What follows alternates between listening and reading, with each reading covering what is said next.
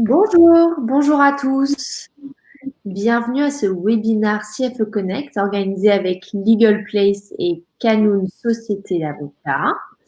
Aujourd'hui, on va parler des défis RH et juridiques liés au télétravail avec Marine et Mehdi.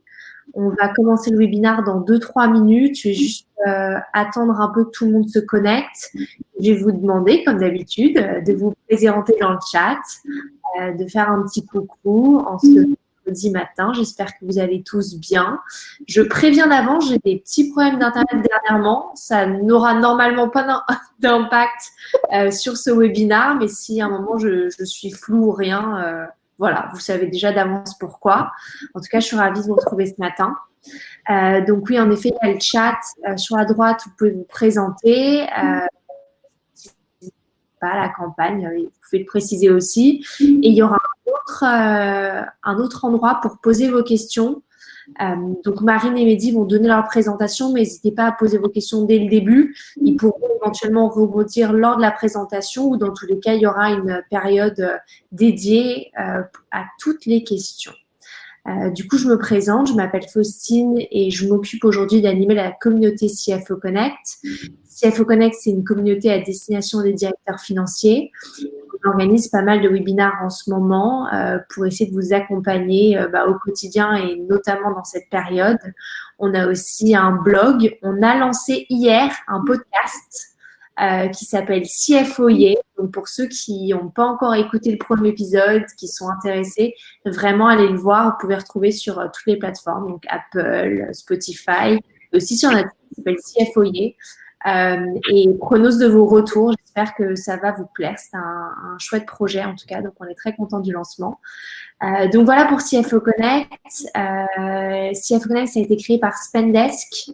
Et pour ceux qui ne connaissent pas Spendesk, c'est un logiciel de gestion des dépenses pour les entreprises. Voilà. Le plan d'aujourd'hui, du coup, c'est une présentation de Marine et de Mehdi, suivie d'une session de questions-réponses. Donc, je vais donner la parole à nos deux présentateurs pour qu'ils se présentent. Et merci à tous. Marine? Bonjour à tout le monde. Je vais me présenter puis je vais laisser Mehdi enchaîner. Donc moi, je suis avocate en droit du travail. Donc j'ai intégré Legal Place il y a plus d'un an maintenant pour créer des outils juridiques digitalisés en droit du travail, donc auprès de notre clientèle, composée de TPE, PME et beaucoup de startups. Et puis, Mehdi va vous en dire un peu plus. On a créé un cabinet d'avocats qui est adossé à Legal Place très récemment, qui s'appelle Canoun et qui a vocation à accompagner sur le plan juridique RH l'intégralité de nos clients. Voilà. Oui, bonjour. Moi, je suis Mehdi Bouchalal, cofondateur de Legal Place et avocat aussi, donc cofondateur de Canoun, avocat en droit des affaires.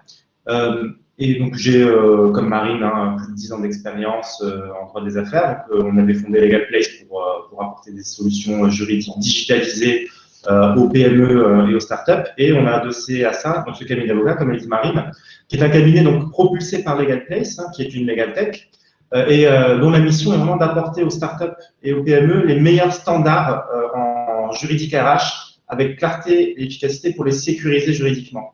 On propose un accompagnement sous format d'abonnement avec accès à tous les process RH en quelques clics, déroulés avec la technologie, donc de l'embauche du salarié à la rupture du contrat, en passant par la rupture de la période d'essai, la rupture conventionnelle, les entretiens obligatoires annuels, etc. On propose aussi des process qui sont plus conséquents, comme des élections du CSE, la mise en place d'accords forfait jour, avec toujours donc des opérations qui sont déroulées par la technologie et du conseil juridique par des avocats, de très bons avocats en droit social. Voilà, toujours avec donc réactivité, proactivité. On commence tout de suite par un audit et on vous équipe, on détecte les points de faiblesse, on vous équipe des meilleures solutions. Et accessibilité, tant sur les tarifs qui sont ultra compactés grâce à la technologie et que sur le langage juridique très clair qu'on déploie. Voilà. Cool. Merci à vous deux d'être ici aujourd'hui. Bon, alors le sujet d'actualité, c'est le télétravail. On en parle beaucoup en ce début de semaine. On en dira un mot. Nous, on voulait développer nos propos en deux temps parce qu'il nous semble, et je vais avancer les slides.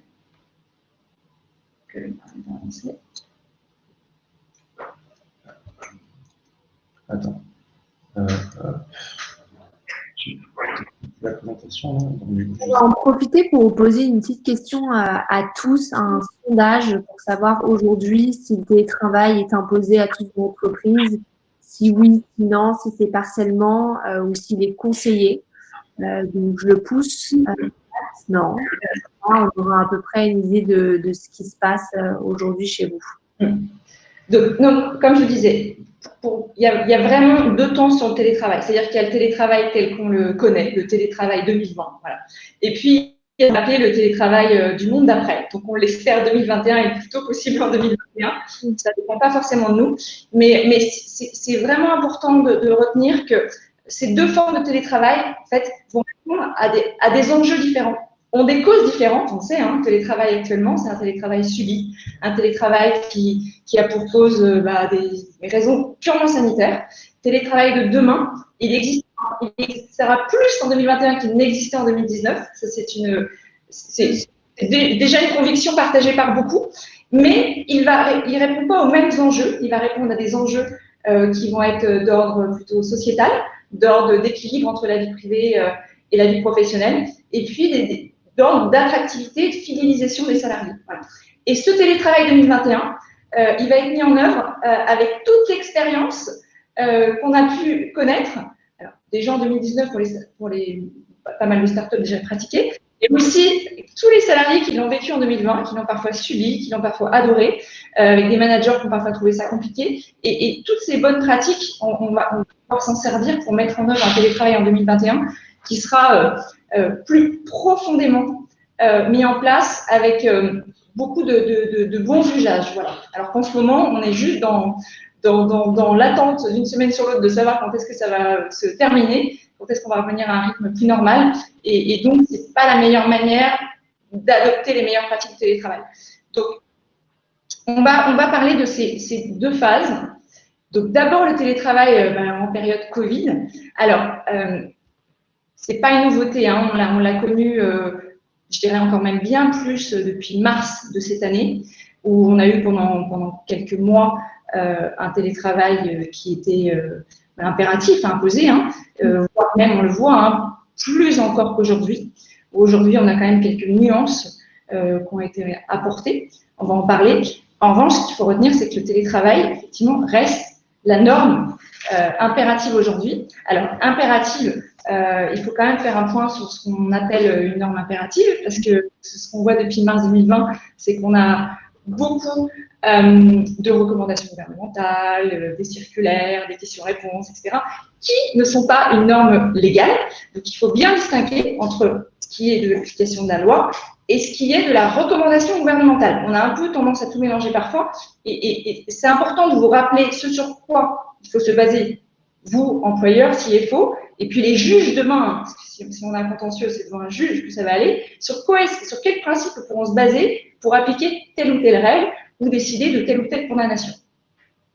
Donc aujourd'hui, le protocole national de santé des salariés, qui est le document sur lequel se basent les entreprises aujourd'hui pour définir les règles depuis début novembre, dans le cadre du second confinement, c'est une recommandation gouvernementale. Il n'y a pas de caractère impératif légalement. C'est-à-dire qu'un salarié ne pourrait pas se baser sur ce protocole pour imposer une règle à un salarié, un juge non plus, et on va le voir, l'inspection du travail non plus. En revanche, on a des principes légaux qui ne sont pas nouveaux, qui existaient bien avant même le premier confinement, qui sont des principes qui visent à protéger la santé des salariés. L'employeur est garant de la santé et la sécurité de ses salariés. Et à ce titre, il doit prendre des mesures de protection. Et ces mesures de protection comprennent aujourd'hui la nécessité d'instaurer un télétravail dès lors qu'il est possible, donc pour toutes les tâches qui peuvent être télétravaillables, pour protéger ses salariés. Voilà. C'est la mesure première au titre de ses obligations de protection. Ça veut dire quoi? Pour l'employeur, quand même, la bonne nouvelle, c'est qu'il garde son pouvoir de direction et qu'aujourd'hui, il a une capacité absolue à dire à tel ou tel salarié, tu télétravailles. C'est-à-dire qu'il n'y a pas aujourd'hui, clairement, de possibilité pour le salarié de dire je veux venir travailler dans les locaux, je n'ai pas donné mon accord pour télétravailler, donc je serai là demain matin. Ça, c'est pas possible. C'est en ça que ce protocole a un intérêt pour l'employeur, c'est qu'il permet de définir le cadre selon lequel le télétravail est la règle. L'employeur, dès qu'il détermine le fait que ça permet de protéger le salarié, il peut le mettre en œuvre autant qu'il le souhaite. J'ai une petite question pour toi, Marine. Qu'en est-il justement des employeurs qui contraignent les employés à venir au bureau? Alors, ça, c'est effectivement l'autre point. C'est qu'aujourd'hui, sur la base de ce protocole, on a effectivement un télétravail qui est, donc, on l'a dit, la norme. Donc, ça paraît relativement compliqué pour un salarié qui voudrait être en télétravail de venir lui imposer de venir au bureau, à condition que, il faut que l'employeur ait, d'abord, déterminé le fait que la présence dans les bureaux serait véritablement essentielle, donc c'est-à-dire pouvoir justifier le fait que le travail du salarié ne peut pas se faire en télétravail, et avant ça, avoir envisagé que les fonctions qu'il estime ne pas pouvoir être faites en télétravail pourraient l'être si l'employeur mettait en œuvre des moyens supplémentaires. Voilà. Et ça, on va le voir, l'inspection du travail, aujourd'hui, il y a des mesures de contrôle dans les locaux et c'est une réalité vécue. On a des clients qui ont eu des contrôles d'inspection du travail dans les locaux. Et l'inspection du travail peut aller jusqu'à aller déterminer quels postes sont télétravaillables. Et il y a ce qu'on a appelé une tolérance pendant le premier confinement où l'employeur n'a pas eu le temps en fait, de pouvoir mettre en œuvre les moyens pour que le salarié puisse correctement télétravailler. Là, on estime que l'expérience de l'employeur depuis quelques mois, aujourd'hui, lui a permis de mettre en œuvre des moyens qui permettent aux salariés de télétravailler aujourd'hui, alors que c'était plus compliqué hier. Voilà. Donc, présence essentielle avec des moyens techniques qui ont été envisagés en amont pour se dire, effectivement, si je mets en œuvre ces moyens, le poste devient télétravaillable. Voilà. Alors, le poste, il y a une mission à l'intérieur. Donc, effectivement, compliqué d'imposer aux salariés de revenir dans les locaux aujourd'hui, sachant qu'en plus, faire revenir les salariés dans les locaux, ça veut évidemment dire mettre en œuvre les mesures de protection individuelle et collective nécessaires, et on va le voir avec la mise en œuvre d'un plan sanitaire Covid. Alors, l'exception quand même, c'est qu'il peut y avoir donc des salariés qui viennent dans les locaux de plusieurs genres. Le premier type de salarié qui va venir dans les locaux, on l'a dit, c'est un salarié qui ne peut pas télétravailler. Alors, il y a une nuance. Et la nuance, elle est apportée par le protocole. C'est-à-dire qu'on ne doit pas se baser sur une notion de poste. Il n'y a pas un poste télétravaillable, un poste qui ne l'est pas. En revanche, il y a des missions au sein de ce poste qui le sont ou qui ne le sont pas. Donc, il pouvait vraiment y avoir ce travail de ventilation qui est fait au sein de chaque poste pour considérer qu'un tel salarié peut, sur une base de 60%, disons, télétravailler. En revanche, pour certaines missions, sa présence est impérative.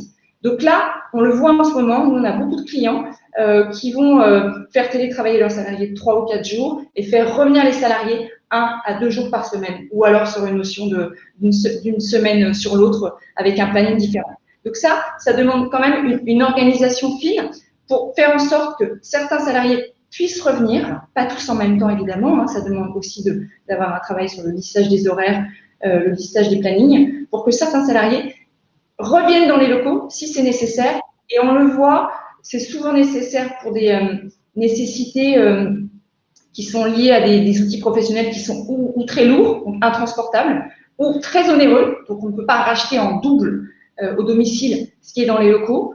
Ou alors, il y a aussi, et ça c'est intéressant, c'est que dans le protocole, c'est quelque chose dont on ne parlait pas du tout il y a quelques semaines encore, il y a cette possibilité pour des salariés qui auraient, disons, qui souffriraient d'isolement, qui auraient des difficultés psychiques qui seraient liées à ce télétravail, utilisé quand même de manière très, très importante depuis plusieurs mois et qui finirait par vraiment en souffrir. Et dans ces cas-là, la possibilité pour l'employeur, après avoir déterminé comment est-ce qu'on pourrait rompre cette situation d'isolement, y compris de manière virtuelle, parce que parfois une situation d'isolement, ça peut se rompre par plus de réunions avec le manager, des moments de convivialité virtuelle aussi dans l'entreprise, mais pouvoir aller même jusqu'à faire revenir les salariés dans les locaux de manière temporaire, avec une fréquence qui pourra être adaptée, si le manager le considère comme une bonne chose. Voilà. Donc, quand on considère la mission du coup comme ne pouvant être effectuée en télétravail, il y a à la fois des critères qui sont objectifs, tenant à la mission elle-même, mais il peut y avoir aussi des critères subjectifs tenant aux salariés et au fait qu'ils puissent être parfois en détresse psychologique. Ça, c'est important. Exactement. Tout sera un travail de justification, de proportionnalité. Donc, le conseil, c'est quand même, si le salarié souffrait d'isolement, il faut qu'il puisse y avoir un écrit de sa part demandant à la direction, et la direction a toujours le pouvoir, évidemment, de refuser ou pas. Et ce qui justifierait le refus, c'est notamment un salarié qui serait vulnérable, hein, on sait maintenant ce caractère vulnérable, on le connaît, ou un salarié qui vivrait dans un domicile avec une personne vulnérable. Donc ça, évidemment, il ne revient pas. Et puis également les cas contacts, c'est-à-dire un salarié qui a un symptôme, un salarié qui est lui-même cas contact, et même s'il a un problème psychique, il ne reviendra pas dans l'entreprise. Voilà. La santé physique passe encore au-delà du psychique, mais le psychique, qui n'existait pas encore, cette prise en compte il y a quelques semaines, commence à émerger. Intéressant, parce que je sais qu'il y a pas mal de membres de la communauté qui ont décidé justement de laisser leur bureau ouvert et d'avoir un système de roulement justement pour cet aspect santé mentale et pour vraiment permettre à leurs collaborateurs d'aimer travailler, de retourner et créer des relations toujours. Et puis pour préparer aussi l'après, c'est-à-dire que si les liens sont trop détériorés, on sait qu'on a encore plus de travail après pour les reconstruire, ces liens. Donc on a intérêt quand même à faire en sorte qu'on ne sorte pas tous trop avec trop de préjudice de cette période, quoi. 2 points encore sur le travail qui sont importants parce que ça a été abordé dans des questions-réponses encore dernièrement. Il y en a eu 3 questions-réponses du gouvernement au mois de novembre. Prise en charge des frais de transport pour les salariés en télétravail. Donc, c'est une obligation légale. Hein. Vous savez, la prise en charge des frais de transport à hauteur de 50%. Donc, la préconisation, c'est qu'il faut maintenir les frais de transport. Alors, ça reste l'obligation, c'est même pas la préconisation. Quand on est en télétravail partiel, c'est-à-dire que si le salarié vient dans les locaux à minima 1 fois par mois, on garde la prise en charge des frais de transport. Pour le télétravail total, là, effectivement, on pourrait considérer qu'il ne se déplace pas dans un but professionnel. Donc, on peut envisager qu'il n'y ait pas de prise en charge. Sauf qu'il y a une préconisation quand même du gouvernement sur tous les abonnements annuels. C'est-à-dire que le salarié continue à payer alors qu'il ne l'utilise pas lui-même, y compris à titre personnel, en situation de confinement. Et donc, que l'employeur puisse maintenir la prise en charge des frais de transport des salariés qui sont même en télétravail total si le salarié n'arrive pas à suspendre son abonnement annuel. Ça, c'est un point. Le deuxième point, c'est sur la prise en charge des tickets restaurants. On le sait maintenant, les tickets restaurants, clairement, doivent être conservés pour les salariés en télétravail au titre de l'égalité de traitement entre les salariés qui viennent dans l'entreprise, qui ont le droit au ticket restaurant, les salariés en télétravail de la même manière dont on bénéficie. Ok. Juste un point sur les risques. Les risques, ils sont de 2 ordres. Il y a des risques qui peuvent provenir des salariés, parce qu'effectivement, vous leur demandez de venir dans les locaux et ils considéraient qu'ils sont mieux chez eux, ou que les mesures qui sont mises en œuvre dans l'entreprise ne sont pas suffisantes pour assurer leur protection. Et là, on a des sanctions si le salarié allait jusqu'à saisir le conseil de prud'homme, qui vont de dommages et intérêts auxquels serait condamné l'employeur pour non-respect d'obligations de sécurité, jusqu'à l'usage de son droit de retrait, c'est-à-dire j'arrête de travailler parce que je considère qu'il n'y a pas de mesure de précaution suffisante. Quelque chose qui existait déjà pendant le confinement 1. Vous savez, on a eu des cas sur des caissières, etc. Donc, ça peut être le cas. Ça peut aller même jusqu'à des plaintes pénales pour mise en danger d'autrui, qui sont plus rares, mais ça existe.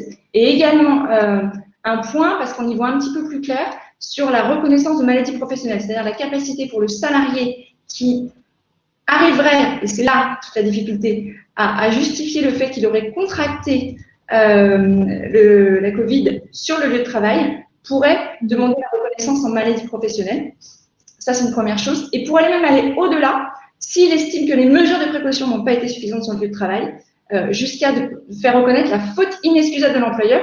Et là, ce sont des contentieux qui peuvent aller jusqu'à des dizaines vraiment de milliers d'euros. Hein, voilà. Et puis, l'autre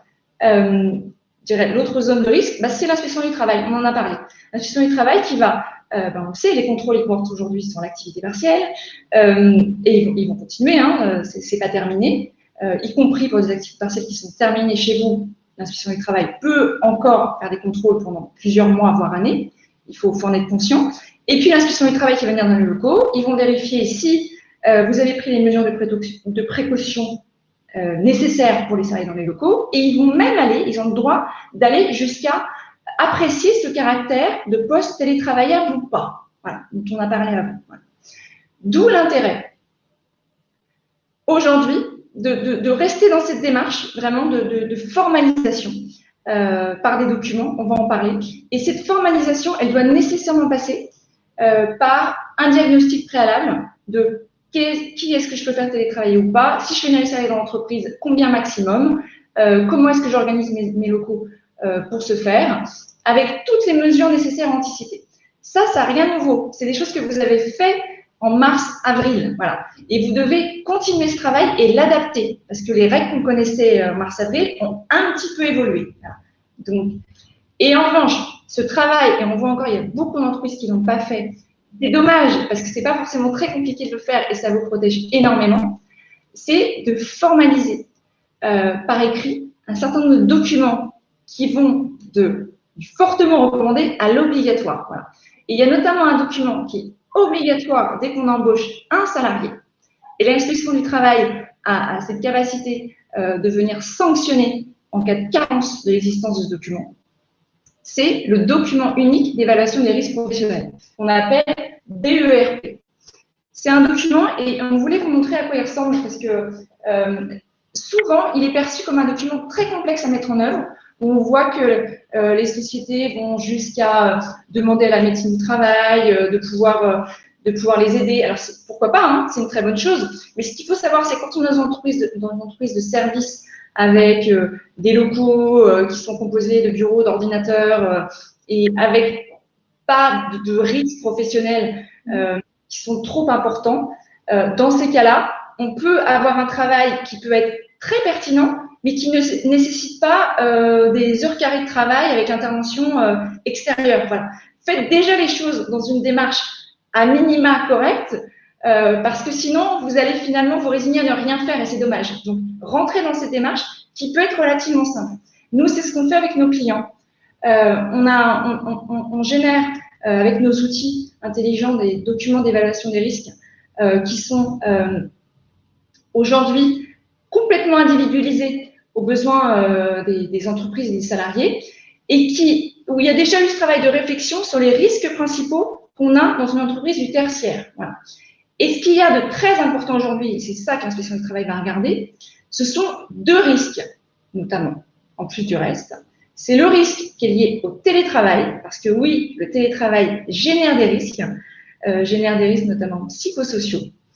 Et donc ça, il faut pouvoir les encadrer. Et le document d'évaluation des risques est un bon moyen pour déjà déterminer quel type de risque et puis quelles actions de prévention mettre en œuvre. Donc vous voyez, hein, ça tient sur une page, hein, la risque liée au télétravail. Et nous, on est en capacité de donner les meilleures pratiques en fait, que nos clients, dont on peut faire bénéficier nos clients pour justement mettre en œuvre ces actions de prévention qui ne sont pas forcément très complexes, mais qui sont impératives. Et puis le deuxième risque que doit contenir le document d'évaluation des risques aujourd'hui, c'est évidemment les risques liés aux contagions virales, le risque Covid et plus largement la contagion virale. Pareil, avec cette même recherche de causes, de dommages possibles et d'actions de prévention associées.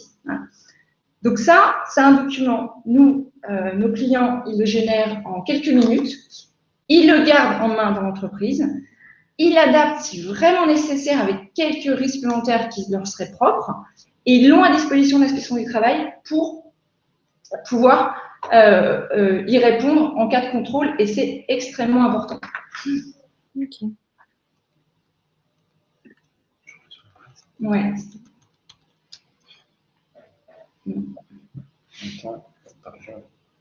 Le deuxième document, on va le voir, qui est important, là, on n'est plus dans l'obligatoire, je dirais. En revanche, on est dans le très fortement recommandé. Attends 2 secondes. Merci. C'est le plan sanitaire Covid. Le plan sanitaire Covid, alors, nous, on l'appelle il s'appelait plan de reprise d'activité il y a quelques mois. C'est la formalisation de tout ce dont on a discuté avant, finalement, ni plus ni moins. Nous, c'est pareil, on génère pour nos clients en quelques minutes, en ayant réfléchi à tous les meilleurs usages qui existent aujourd'hui. C'est-à-dire, qui est-ce que je vais faire télétravailler, qu'est-ce que je vais faire travailler dans les locaux. Si je viens faire travailler dans les locaux, à quoi je dois penser sur mes postes de travail, à quoi je dois penser dans ma cafétéria, dans mes salles de réunion, quel type d'attestation je fournis à mes salariés. Et tout ça, ça rentre dans le cadre d'un document. On va vous montrer le petit questionnaire que nous, on génère et qui permet de se poser gratuitement et qui permet de se poser aujourd'hui les bonnes questions très rapidement. Je vais le mettre en plus grand, comme ça tout le monde peut le voir bien. Donc ça c'est gratuit, hein, on l'a mis à disposition pendant la période, donc vraiment n'hésitez pas à vous en servir, c'est vraiment impératif. Donc voilà, premier travail, c'est qui télétravaille, qui vient dans les locaux, est-ce que je mets une limite, est-ce que je détermine la jauge, qu'est-ce que c'est une jauge, quelles sont les mesures de protection collective qui sont impératives, et ensuite dans quels espaces, les espaces communs, les flux de circulation impératifs, les mesures de protection des salariés en dehors des locaux sur les trajets domicile-travail et sur les trajets professionnels pour les salariés qui sont amenés à se déplacer dans un but professionnel, les équipements de protection individuelle que je mets à disposition de mes salariés, et puis les mesures de traitement des salariés qui peuvent ressentir un symptôme Covid ou qui sont cas contact. Voilà. Donc c'est toutes ces bonnes questions à se poser qui permettent de générer un document qui fait en fait 4-5 pages, qui est un document qui est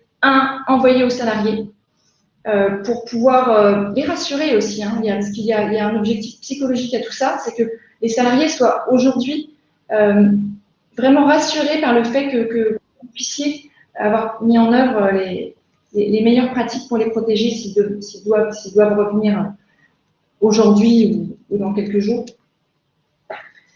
Anne-Laure, on est en train de chercher le lien, mais on va vous le partager dans le chat. Oui. Ouais. Oui, bien sûr. Ensuite, un autre document qu'il faut formaliser. Alors, il a peut-être moins d'intérêt aujourd'hui qu'il n'en aura dans quelques semaines, mais malgré tout, pourquoi? Parce que la charte de télétravail aujourd'hui, on a tendance à considérer que dans la mesure où on impose le télétravail aux salariés, ce qui est totalement dérogatoire, hein, on va le voir à la situation de droit commun, où le télétravail ne peut pas se faire sans l'accord du salarié. Et la charte vient encadrer finalement cette capacité d'obtenir l'accord du salarié. Mais la charte de télétravail aujourd'hui, elle est aussi extrêmement importante. Pourquoi? Parce qu'un salarié en télétravail doit bénéficier de ce qu'on appelle un droit à la déconnexion. Voilà. C'est-à-dire la capacité pour le salarié de pouvoir se déconnecter, pour se reposer, pour avoir des temps qui permettent d'avoir cet équilibre vie personnelle, vie professionnelle qui est impératif. Et donc ça, il faut pouvoir le formaliser par écrit. Alors, vous pouvez le faire par une note de service spécifique du droit de déconnexion, mais la charte de télétravail contient déjà ces mesures sur le droit à la déconnexion. Donc, c'est tout à fait pertinent. Les outils qui permettent le télétravail, qu'est-ce que je donne à mes salariés comme outils? Comment j'assure la sécurité informatique de mes outils professionnels au domicile des salariés? Non, mais comment ça après? Donc ça, c'est pareil. C'est impératif d'y penser. Et le troisième point, qui a aussi une vertu pour l'employeur, c'est qu'on a une vraie difficulté aujourd'hui à pouvoir déterminer quand est-ce que le salarié travaille au cours de la journée. Pour les managers, ça pose souvent des problèmes de savoir quand le salarié est disponible, bien qu'ils doivent respecter ses horaires de travail. Et donc, déterminer des plages de disponibilité des télétravailleurs, ça permet de fluidifier les relations entre salariés et entre managers et salariés. Et ça, c'est aussi ce que permet de faire la charte du télétravail. Et enfin, il y a le règlement intérieur qui peut être aussi une très bonne pratique en ce moment. Alors, le règlement intérieur, c'est obligatoire de toute façon dans l'entreprise qui a au moins 50 salariés. Le seuil d'effectif obligatoire était de 20 salariés. Il est passé l'année dernière à 50 salariés.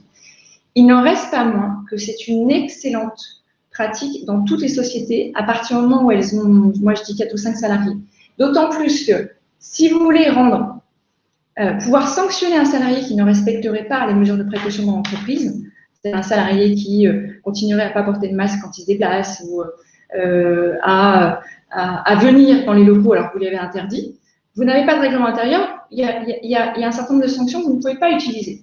Un règlement intérieur donne une force coercitive qui est tout à fait intéressante en ce moment et qui peut, en fait, rendre le règlement intérieur comme rendre le plan sanitaire Covid comme une annexe au règlement intérieur.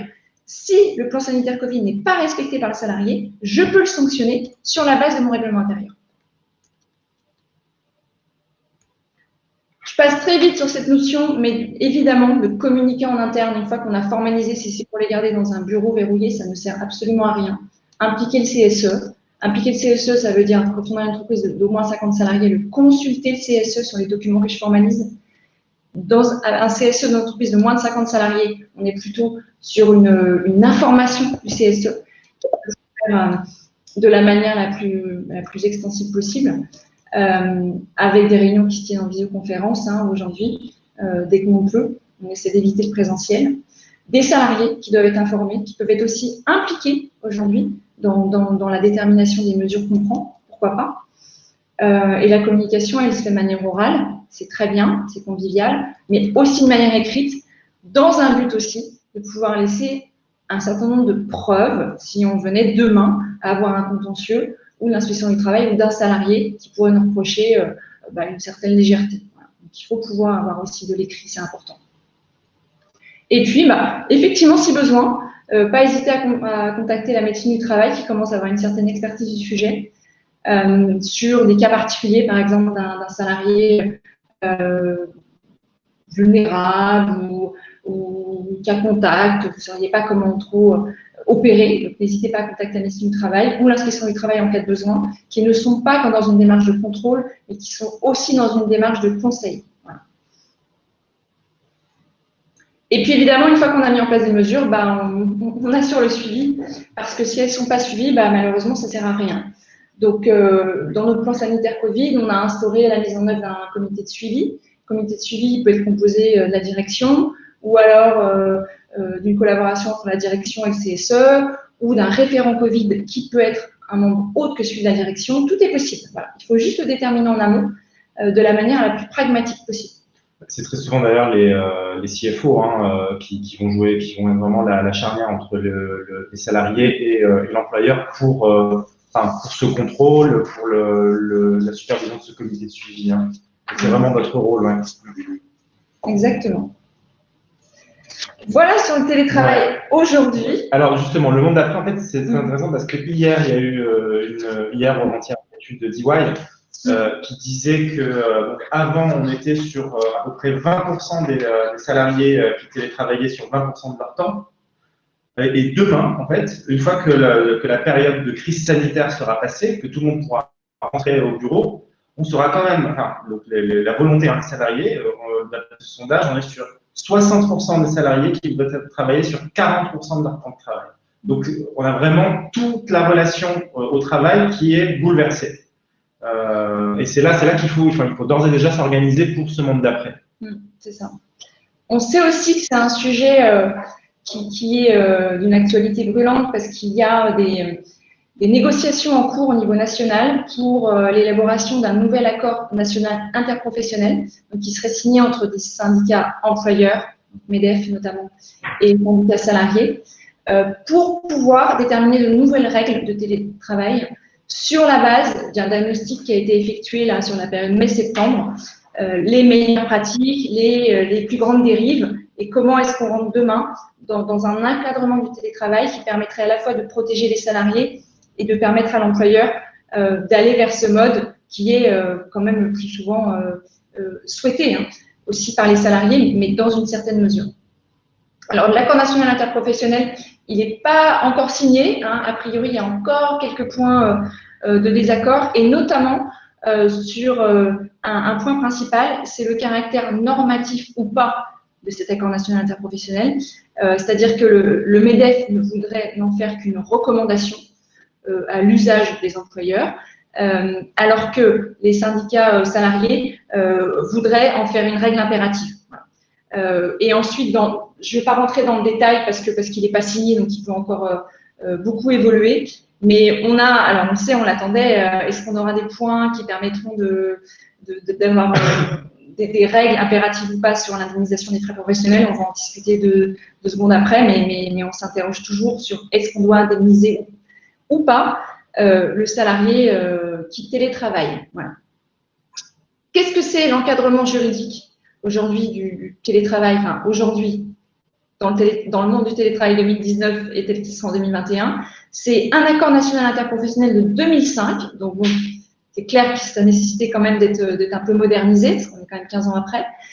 Et puis, des ordonnances Macron de 2017 qui ont disons, posé dans le Code du travail un certain nombre de règles sur l'encadrement du télétravail et qui ont notamment largement démocratisé l'usage de la charte de télétravail et puis de la nécessité de l'accord du salarié quand on veut mettre en place le télétravail.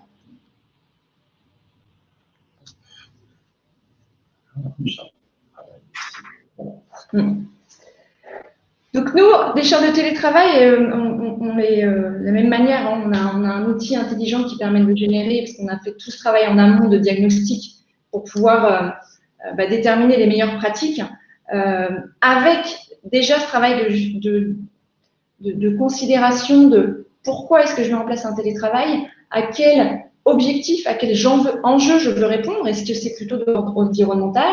Est-ce que je me base plutôt sur une volonté d'équilibre entre la vie privée et professionnelle? Les motivations peuvent être multiples. Et nous, on a répertorié un certain nombre qui peuvent être utilisés, mais qui peuvent être aussi complétés, pourquoi pas. Mais ça permet d'être dans cette démarche déjà de proactive, de savoir pourquoi est-ce que je le fais et dans quelles limites. Dans quelles limites, ça veut dire quoi? Ça veut dire que le télétravail demain, il pourra être sur un mode occasionnel. Donc, on pourra toujours essayer de pallier aux grèves de transport, aux épisodes caniculaires, comme ça existait avant. Donc, il y a certaines entreprises qui vont vouloir rester sur cette démarche occasionnelle. Pourquoi pas? En revanche, il y a beaucoup d'entreprises qui vont aller vers une régularité du télétravail. Mais quand on parle de régularité, c'est important de pouvoir déterminer une fréquence. On sait que demain, on ne va pas aller sur une fréquence de télétravail qui sera de l'ordre de 100% pour tous les salariés. On va être sur déjà des critères d'éligibilité au télétravail.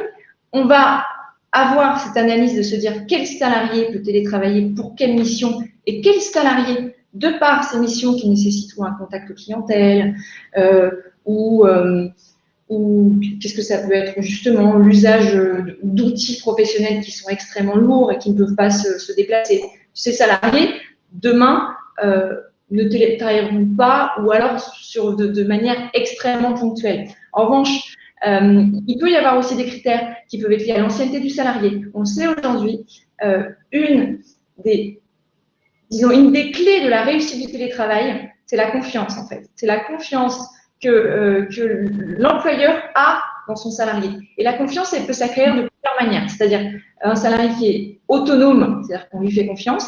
Un salarié qui a déjà un minimum d'ancienneté dans l'entreprise, c'est un salarié qui on peut faire confiance. On peut intégrer des critères qui vont jusqu'à considérer qu'il faut 6 mois, 1 an d'ancienneté avant d'envisager le télétravail, ou qui, une fois que la période d'essai a été concluante, on peut envisager le télétravail.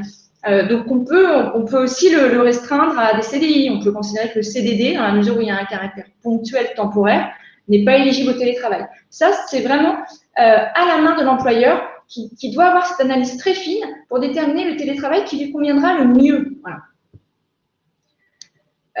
Et puis, à la fin, quand on est dans un télétravail régulier, il y a quand même, disons, cette recommandation forte de pouvoir aller jusqu'à avoir un avenant au contrat de travail pour obtenir l'accord du salarié. On l'a dit.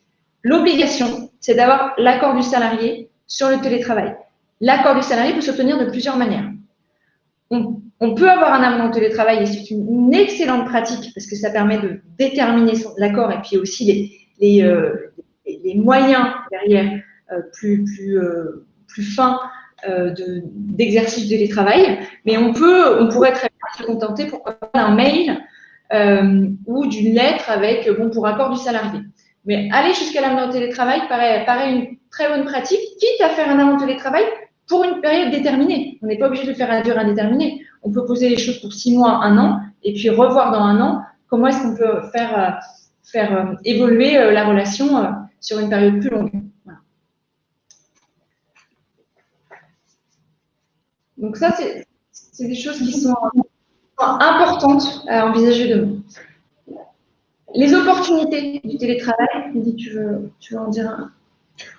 Oui, en fait, assez rapidement. Ouais, non, on voit tous aujourd'hui les opportunités cette fois-ci au-delà du juridique que ça peut amener dans le fonctionnement de l'entreprise. Alors, il y a des opportunités par rapport à l'organisation, à la flexibilité du travail. On a toute une population de CDI qui aujourd'hui aiment travailler en télétravail parce que ils peuvent faire des tâches quotidiennes. On discutait avec des développeurs chez l'un de nos clients récemment qui nous disaient que voilà, eux, maintenant, quand ils ont une lessive à faire, ils peuvent la faire et puis reprendre leur travail après et que ça change complètement par rapport au fait de rentrer le soir, de lancer la lessive, etc. Donc, il y a vraiment une agilité qui responsabilise les gens et qui permet de mieux s'organiser. Il y a aussi un point important, c'est la flexibilité sur les modèles immobiliers. On n'est plus maintenant obligé de supporter des tarifs au mètre carré hyper élevés. On peut partager des locaux puisqu'on les occupe moins. On peut les partager à plusieurs. Donc, ça change complètement le coût de la structure immobilière de nos bureaux parisiens pour la plupart. Et après, il y a la qualité de l'environnement au travail. Pour ceux qui ont la chance de pouvoir télétravailler parfois en province ou dans un cadre domestique qui est confortable. Voilà, il y a des opportunités, mais ce n'est pas sans contrepartie. Parce que, voilà, je te laisse reprendre la main, parce qu'il y a de vrais défis à relever en parallèle. Oui, on a identifié, nous, un certain nombre de défis, parce qu'au-delà de cette charte de télétravail, qui est effectivement une excellente pratique, mais il faut aller bien plus loin que ça. Si on s'arrête, en fait, à juste formaliser une charte, on est un peu passé à côté du sujet, à notre sens.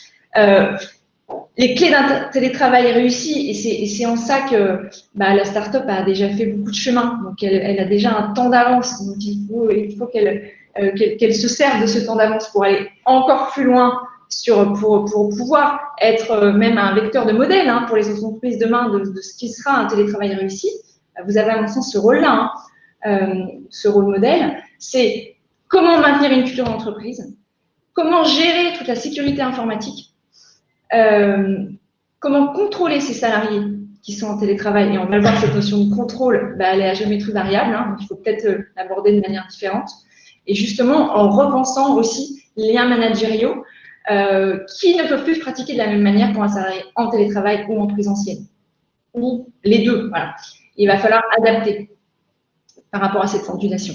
Donc, nous, sur la base de ces 3 défis, ce qu'on voit, et sur ce premier défi, je pense qu'il est déjà très largement relevé par les startups aujourd'hui. Oui, aujourd'hui, c'est pas le premier défi qui concerne, donc là, on parle des PME françaises, c'est déjà largement appliqué aux startups, puisque les outils de communication en télétravail, on les utilisait déjà, nous, startups, avec Slack, avec d'autres outils de communication. Et finalement, on n'a fait que s'étendre géographiquement, mais on a toujours cette proximité en termes d'outils. Des outils de coordination et de collaboration, et de coordination, on les utilise déjà largement.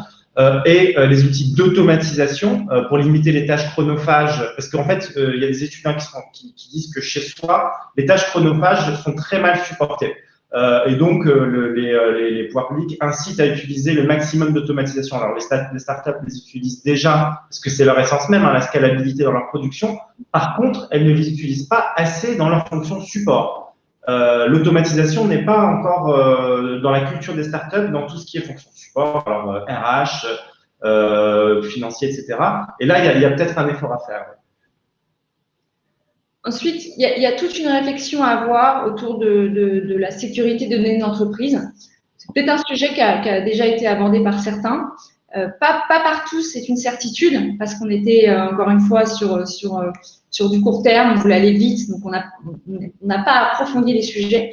Mais on sait que beaucoup de salariés ont travaillé dans le cadre du premier et deuxième confinement avec leur propre matériel personnel parfois. Alors, pas forcément pour l'ordinateur, hein, la pratique de l'ordinateur portable est très largement évidemment développée, mais parfois, ne serait-ce que pour le téléphone personnel qu'il utilise à titre professionnel, qui n'est pas sans poser un certain nombre de questions. Pourquoi? Parce que comment est-ce que l'employeur peut contrôler le téléphone personnel du salarié, alors même qu'il doit le faire puisqu'il y a des données professionnelles sur son téléphone. Donc, il y a des questions à se poser sur le cloisonnement nécessaire entre l'utilisation personnelle et professionnelle des outils. Il y a des questions à se poser aussi sur l'indemnisation de ces outils. Alors, justement, j'en viens à ce propos sur l'indemnisation. Aujourd'hui, il n'y a pas d'obligation, de par les ordonnances Macron de fin 2017, d'indemniser le télétravailleur. En revanche, il y a une règle générale qui vise à considérer que l'employeur doit rembourser au salarié tous les frais engagés par le salarié qui sont inhérents à son exercice professionnel. Aujourd'hui, ça voudrait dire en pratique que si un salarié, vous ne lui donnez pas d'ordinateur portable qui doit s'en acheter un, parce que vous lui avez demandé de télétravailler, bon, si vous demandez le remboursement, ça va être difficile de lui répondre non. En revanche, que le salarié décide aujourd'hui de s'acheter une chaise ergonomique parce qu'il sera plus confortable ou d'avoir un deuxième ou un troisième écran, parce que là aussi, ça joue sur son confort. S'il le fait sans contre accord, là, vous pourriez très bien quand même lui refuser. En revanche, évidemment, si on veut rentrer dans une démarche de télétravail un petit peu plus pérenne et qui emporte l'adhésion des salariés, il faut se poser la question de l'indemnisation du télétravailleur sur, évidemment, on l'a dit, ces outils dont il aurait besoin à domicile pour ne pas avoir à transporter chaque fois qu'il part chez soi 2 valises.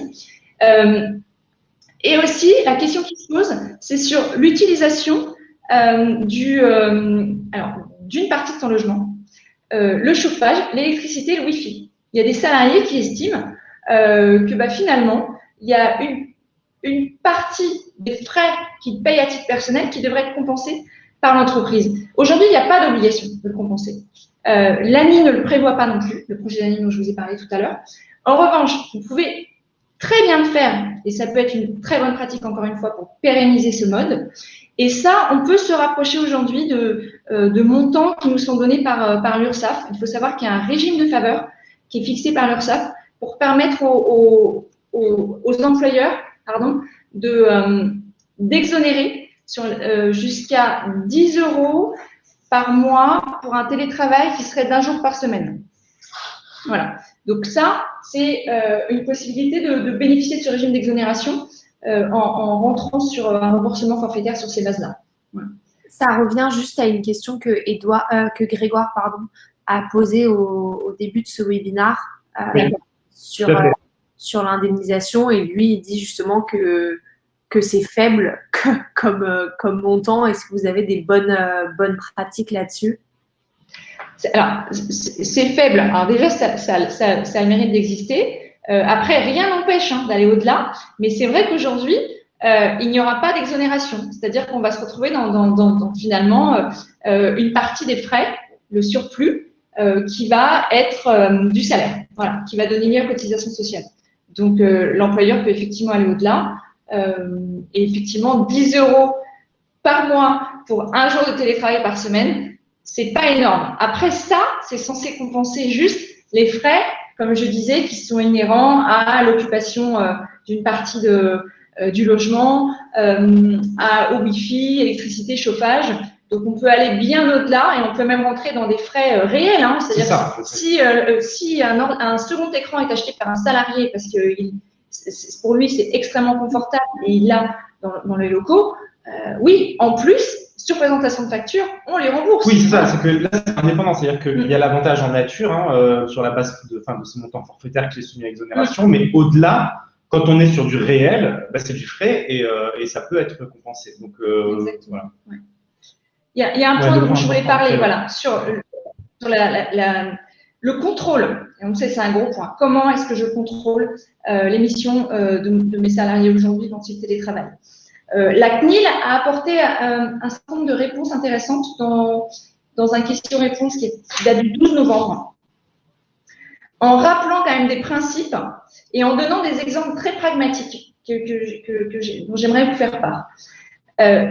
Effectivement, il y a pour l'employeur une capacité de contrôler et je dirais même une obligation d'encadrer l'exécution de travail de ses salariés et puis d'assurer un suivi du temps de travail. Voilà. Ça, c'est une obligation pour l'employeur. Comment est-ce qu'elle peut le faire?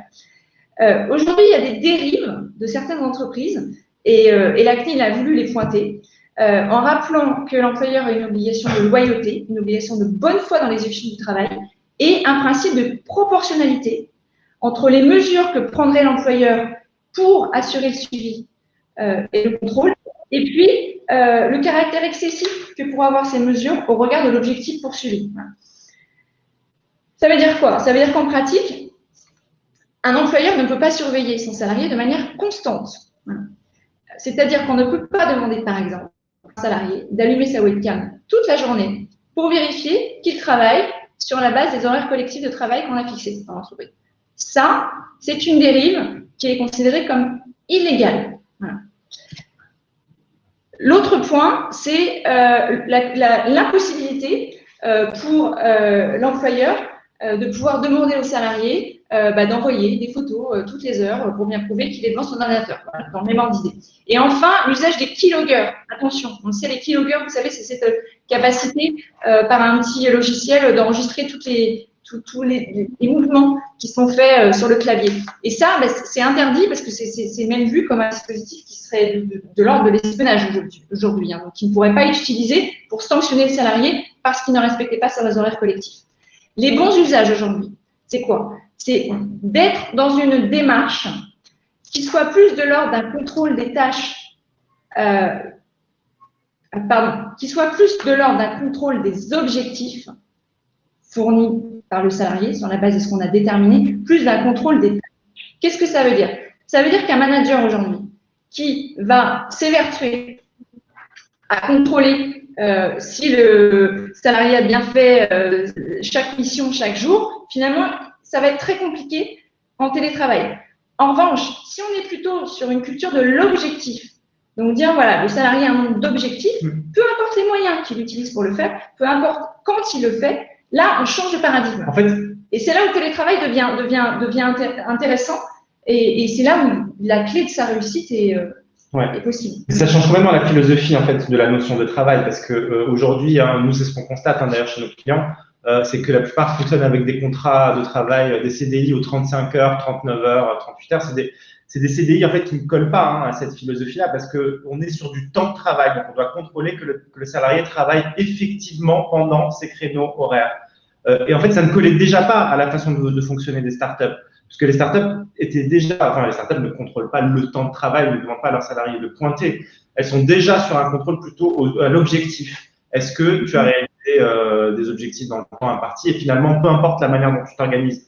Et finalement, en fait, aujourd'hui, ce bouleversement lié à la crise sanitaire ne fait que confirmer une façon de travailler qui existait déjà dans les startups. Sauf qu'elle n'existe pas dans la lettre de ce qu'elles signent, puisque la plupart des startups signent des CDI aux 35 heures, 39 heures. Finalement, là, ça force à instaurer un système de forfait jour. C'est ça, Marie? Oui, exactement. Ouais. Oui, parce qu'aujourd'hui, on le disait, l'employeur est obligé de contrôler le temps de travail quand on est sur une base horaire. Il ne peut pas le faire de manière générale, même quand il y a du présentiel, comme Edith disait, et encore moins en télétravail. Et on a un dispositif qui existe qui s'appelle le forfait jour. Le forfait jour, il peut se mettre en place par une convention collective qui permettrait, mais qui souvent n'est pas adapté à la réalité des startups et c'est bien le problème aujourd'hui. C'est pour ça que les startups ne l'utilisent pas suffisamment.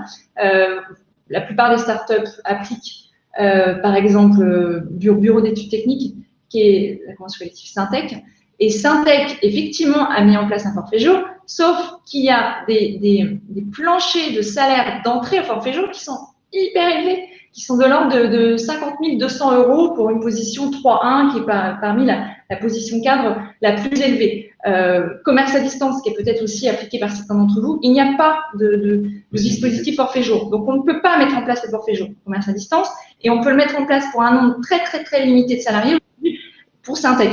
Mais on peut aller au-delà de ça. On peut déterminer par un accord d'entreprise ses propres règles de mise en place et d'exécution du forfait jour. C'est tout à fait possible. Les ordonnances Macron de fin 2017 ont très largement démocratisé, sauf que ça ne se sait pas suffisamment, malheureusement. Ça se sait dans les sociétés de conseil, mais pas suffisamment dans les startups. Oui, oui. Alors ça se sait dans les grands groupes, ça se sait dans les sociétés de conseil, effectivement. Il faut que les startups s'en emparent et il n'y a pas besoin d'avoir 50 salariés pour s'en préoccuper. Une société aujourd'hui qui a déjà un salarié peut au contraire poser son architecture juridique RH avec un accord forfait jour qui va permettre à tous les salariés qui ont une autonomie dans la gestion de leur temps de travail, parce que c'est la réalité quotidienne, télétravail ou pas, d'être sur une notion de jours travaillés, non plus d'heures. Et donc, l'employeur va pouvoir s'extraire de cette notion d'heures supplémentaires qui n'est plus une mission. Est-ce que tu as mis 12 heures ou est-ce que tu as mis 10 heures pour effectuer ta mission? À la limite, ça, c'est pas mon problème. Le problème, c'est qu'il faut que ça soit fait. Voilà. Et en revanche, il y a évidemment des garde-fous pour les salariés qui sont déjà très largement, de toute façon, visités par les startups, même qui ne sont pas en forfait jour, c'est de pouvoir donner un nombre de jours de repos supplémentaires en plus des congés payés. Ça va entre 7 et 10 jours par an, le plus souvent, jours de repos. Et puis aussi, évidemment, pouvoir leur donner un repos hebdomadaire et quotidien qui leur permettent quand même de pouvoir, sur le long terme, assurer leur fonction. Voilà. On a pas mal de questions sur. On a deux. Du coup, alors oui, la question qui a le plus de votes là, c'est donc le problème de la charte de télétravail, c'est qu'elle impose une prise en charge d'indemnité pour le salarié. Donc tu en as parlé tout à l'heure. Oui, alors non, elle n'impose pas. Hein. Ouais. La charte de télétravail peut le prévoir, l'indemnisation, mais n'est pas obligée de prévoir l'indemnisation. Non. Ouais. Donc, dans le cas d'un remboursement sur facture, est-ce que la propriété de l'actif reste celle de l'entreprise? C'est intéressant. Si donc un salarié qui achète du matériel pour son usage en télétravail, est-ce que la propriété du bien est celui de l'entreprise? En principe, oui, bien sûr. Bien sûr, ouais.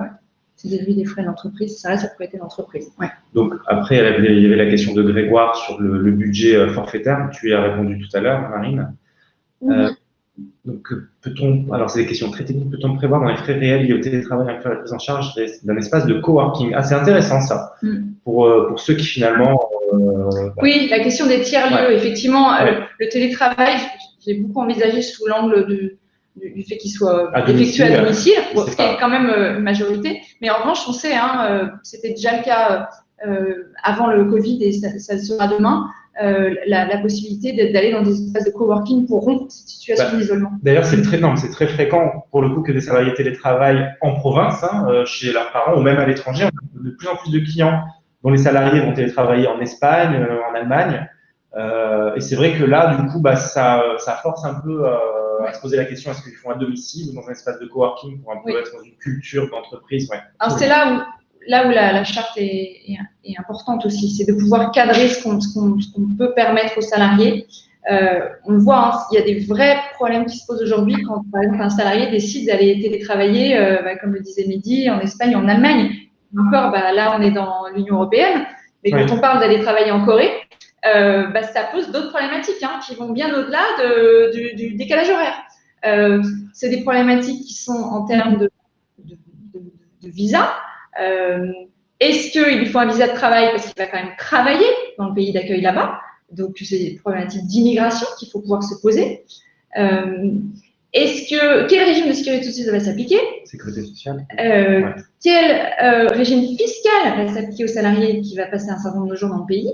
Et ça, l'employeur pourrait très bien dire, ça c'est le problème du salarié, c'est faux. L'employeur a l'obligation de s'intéresser à ces sujets parce qu'il va devoir les traiter. Voilà. Donc, il faut pouvoir l'anticiper, ces problèmes-là, peut-être aussi pour pouvoir l'interdire dans certains cas, hein, si on veut fixer la limite comme quoi le télétravail est possible, mais en France métropolitaine, hein, pourquoi pas. Et si on veut aller au-delà, parce que parfois on n'aura pas le choix pour certains talents, avoir cette capacité d'avoir les bons réflexes pour déterminer les bons régimes. Une question intéressante de Florent, qu'on connaît. Comment matérialiser la détresse psychologique d'un salarié, en fait, pour lui dire c'est bon, tu peux venir au bureau. Donc, est-ce que c'est un simple email? Est-ce qu'il faut un certificat médical? Oui. Alors, ce que nous disent les recommandations gouvernementales, c'est qu'il faut s'appuyer sur la médecine du travail pour pouvoir déterminer la détresse psychologique. Idéalement, il faudrait qu'il puisse y avoir une visite faite par visio avec le médecin du travail qui pourrait écouter le salarié et qui donc, sur la base de l'avis rendu par le médecin du travail, permettrait de le faire venir. Ça, c'est dans le meilleur des cas, ce serait vraiment ça l'idéal. Après, on peut imaginer qu'il y ait à minima effectivement un écrit du salarié qui parle de sa détresse psychologique, un certificat de médecin traitant, ça serait effectivement encore mieux pour pouvoir justifier quand même de cette détresse. Alors, une question de Mohamed. Donc, les salariés, ça c'est intéressant, les salariés qui sont en mission chez le client, est-ce qu'il y a une obligation de demander une DUERP? Alors, c'est une très bonne pratique, effectivement. Quand on est en mission chez le client lui-même a des locaux, est employeur et doit pouvoir fixer ses mesures de précaution dans le cadre de la DUERP et même du plan sanitaire Covid. Donc oui, vous devez être en capacité, effectivement, de demander à ce client de pouvoir justifier l'existence d'une DUERP. C'est pas une obligation légale, mais c'est une très bonne pratique qui va permettre pour vous de justifier que vous avez pris ces mesures de précaution indispensables pour protéger vos salariés. Oui. Alors, une question de Thomas, du coup, par rapport à l'accord forfait jour, au forfait jour. Donc, ça, c'est le cas, Thomas, on le constate chez beaucoup de personnes, hein, que vous êtes au forfait jour, mais que vous ne respectez pas, enfin, que votre salaire ne respecte pas le minimum de de votre convention collective. Là, effectivement, en fait, il n'y a que un accord d'entreprise qui instaure un forfait jour qui peut déroger à la convention collective. Hein. Faute de quoi, effectivement, si vous n'êtes pas, ou si votre salaire n'est pas au-dessus du minimum, ça ne va pas. C'est un forfait jour pour tous les salariés, même pour les non-cadres. Intéressant. Oui, alors le forfait jour, aujourd'hui, il est possible aussi pour les non-cadres en vertu de la loi. Pour les non-cadres, en fait, la seule règle pour l'instauration du forfait jour, qui est essentielle, c'est la règle d'autonomie dans la gestion de son emploi du temps. Tous les salariés qui sont autonomes dans la gestion de leur emploi du temps peuvent aujourd'hui bénéficier d'un forfait jour. Voilà.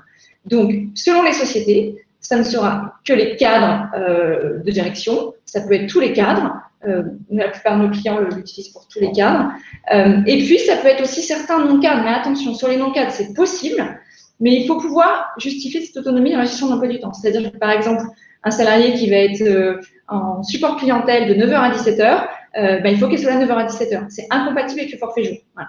Mais tous salariés qui sont sur une notion d'objectifs réalisés et pas de tâches sur un mode opératoire qu'on aura vraiment déterminé de manière très stricte, le forfait jour est tout à fait valable, mais il faut qu'il soit encadré par ce fameux accord d'entreprise. Et donc, on finit sur une question d'Anne-Laure, qui est ce dont tu parlais, le télétravail à l'étranger, ça pose beaucoup de questions, clairement. Parce qu'au-delà de la simple organisation du travail, vont se poser les questions de sécurité sociale, de résidence fiscale du salarié et d'immigration, qui va concerner aussi, qui ne va pas concerner que le salarié, ça va concerner l'entreprise aussi, absolument. Et c'est du cas par cas, parce que les questions de sécurité sociale ne se règlent pas uniquement avec notre droit domestique, le droit français, ça va s'analyser aussi en fonction du pays dans lequel le salarié va télétravailler ou potentiellement même s'installer. Voilà. Super. Je pense que c'était la dernière question. Oui. Il est 12h05, on a 5 minutes de retard. Je vais pas demander à l'audience s'ils ont encore des questions pour essayer de vous. En tout cas, merci beaucoup Marine et Mehdi. J'ai trouvé ça moi personnellement très intéressant et très instructif. J'espère que l'audience en aura pensé de même. Si vous avez des questions pour Marine et Mehdi, n'hésitez pas à les contacter. Vous avez sur votre écran normalement leurs adresses email, mais dans le message de remerciement, je vous partagerai aussi leurs infos. On vous partagera aussi la présentation, comme ça vous pouvez y jeter un œil. Et voilà, j'espère que ça vous permettra d'aborder tous ces sujets un peu plus sereinement. Merci beaucoup Marine et Mehdi. Merci à vous tous. Au revoir. Très bonne journée à tous. Au revoir, merci beaucoup.